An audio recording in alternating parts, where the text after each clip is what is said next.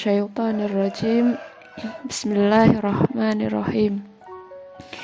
Assalamualaikum warahmatullahi wabarakatuh.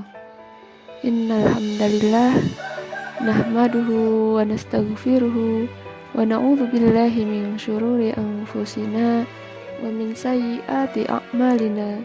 May yahdihillahu fala mudhillalah wa may yudlil fala hadiyalah.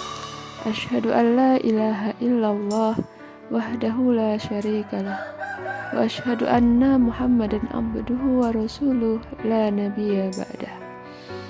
Dengan menyebut asma Allah yang Maha Pengasih lagi Maha Penyayang, puji dan syukur kita panjatkan kehadirat Allah Subhanahu wa Ta'ala yang telah melimpahkan nikmatnya kepada kita, terutama nikmat iman dan Islam.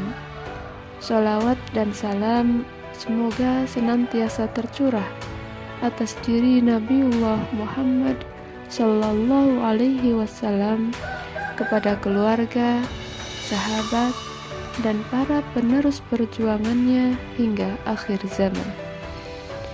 Anak-anakku sekalian, dalam kesempatan kali ini Ibu akan menyampaikan sebuah kisah yang terkait dengan hadis Rasulullah yang berbunyi, innamal a'malu binniyat.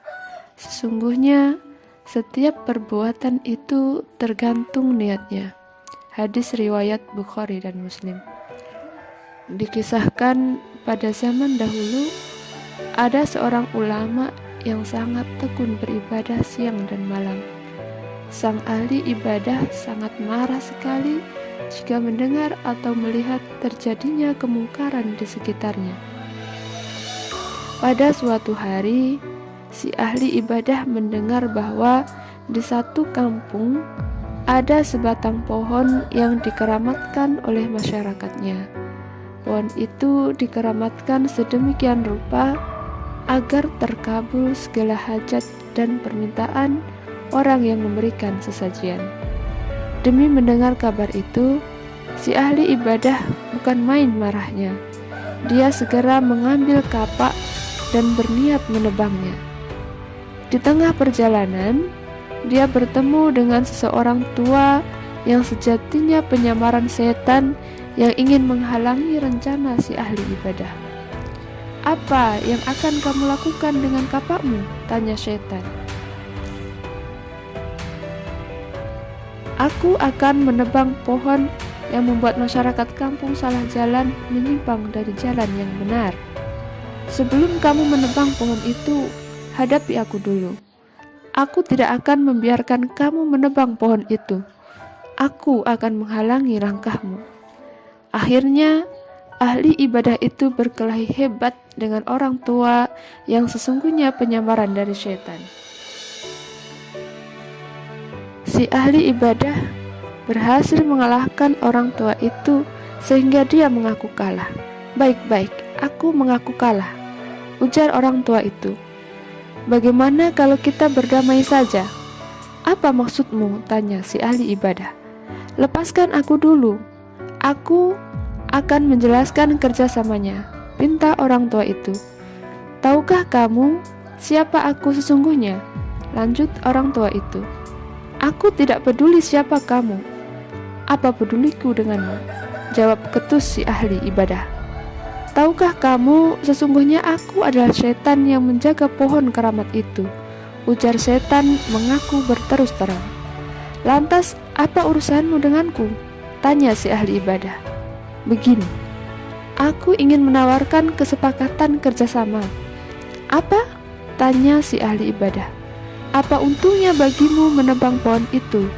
Biarkanlah orang-orang menyembah pohon itu.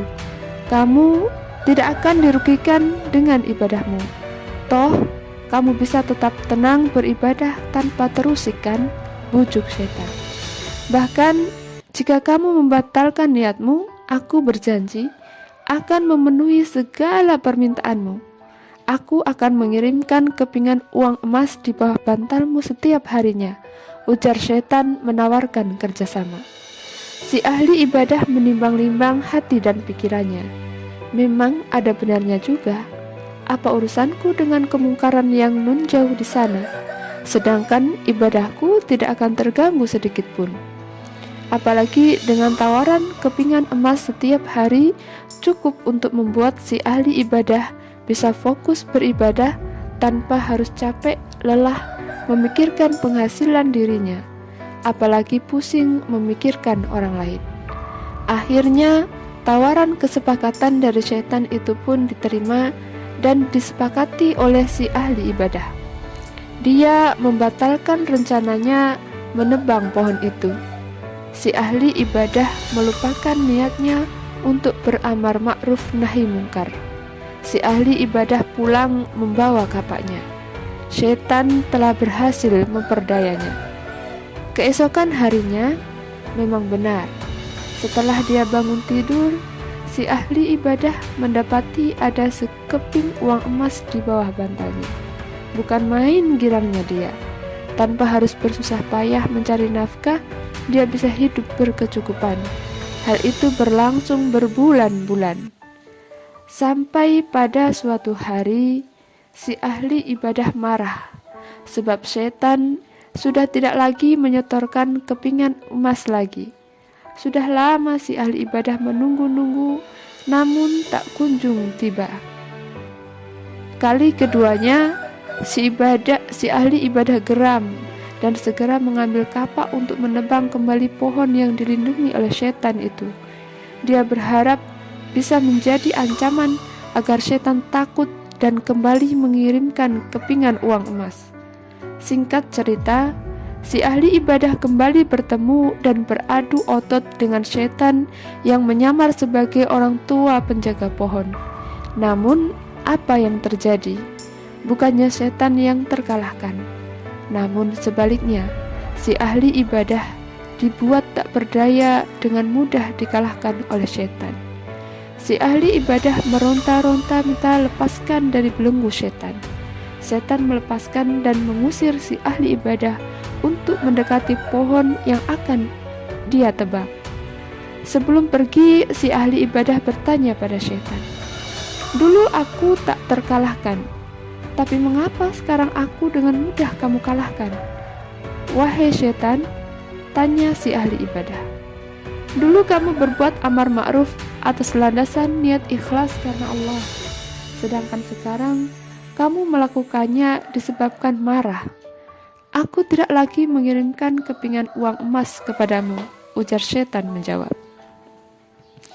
Anak-anakku yang dirahmati Allah, sepenggal kisah tersebut memberi pelajaran berharga bagi kita bahwa iblis tidak akan pernah tinggal diam ketika melihat manusia berbuat kebaikan. Ia selalu menggoda, merayu, dan menyesatkan. Sokongan setan terhadap ahli ibadah tersebut tidak hanya menyurutkan langkah dakwahnya untuk memerangi kemusyrikan, tetapi juga menyebabkannya menjadi pecundang. Sogokan setan itu luar biasa dahsyat dan memikat. Jika manusia sudah terperangkap sogokan setan, hatinya menjadi buta, nuraninya mati, dan hidupnya menjadi pengabdi setan. Oleh karena itu, Allah Subhanahu wa Ta'ala berfirman dalam Quran surat Yasin ayat 60 sampai 61. A'udzu billahi minasyaitonir rajim. Bismillahirrahmanirrahim. Alam a'hadu ilaikum ya bani adama alla ta'budu syaitana innahu lakum aduwwum mubin wa ani'buduni hadza siratan mustaqim. Bukankah aku telah memerintahkanmu, wahai Bani Adam, agar kamu tidak menyembah setan? Setan itu sungguh musuh yang nyata bagimu.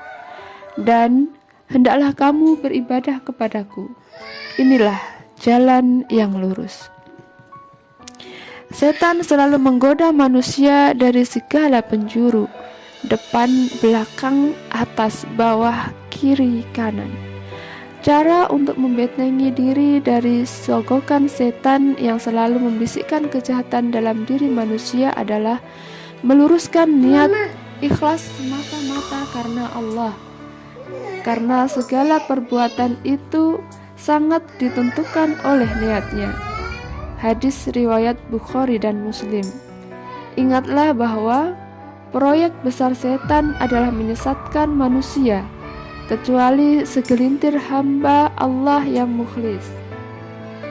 Keikhlasan niat dan amal perbuatan semata-mata mencari ridhonya akan memancarkan sinyal dan sinyal ilahi yang senantiasa menyuarakan dan menyerukan kepada jalan yang benar. Ketidakikhlasan dalam berniat, berbuat, dan beramal merupakan salah satu pintu masuk sogokan setan. Semoga kita semua tidak mudah terperangkap oleh sogokan setan yang menyesatkan. Wallahu a'lam bishawab. Demikianlah kisah teladan kita pada kesempatan kali ini. Semoga bisa diambil hikmahnya. Subhanakallahumma wa bihamdika asyhadu an la ilaha illa anta astaghfiruka wa atubu ilaik. Walhamdulillahi rabbil alamin. Wassalamualaikum warahmatullahi wabarakatuh.